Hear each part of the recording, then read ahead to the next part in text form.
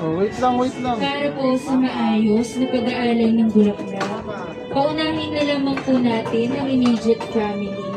Kasunod po ang malalapit na kamag-anak. At panghuli na lamang po ang mga nakitira. At hiling-hiling po na gumawa muli tayo ng pila dito sa may ina. Maaari na po tayong mag-alay ng bulaklak sa immediate family ko. Mag-iingat na lamang po at may bakal po sa ilalim ng carpet.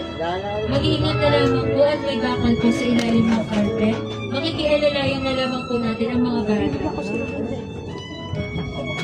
Sa mga tapos na pong mag-alay ng bulaklak, ay maaari na po muna tayong bumalik sa ating mga upuan at bigyang daan na lang po natin ang mga mag-aalay pa lamang. Mag-iingat lamang po at may bakal po sa ilalim ng carpet. Papaliparin na.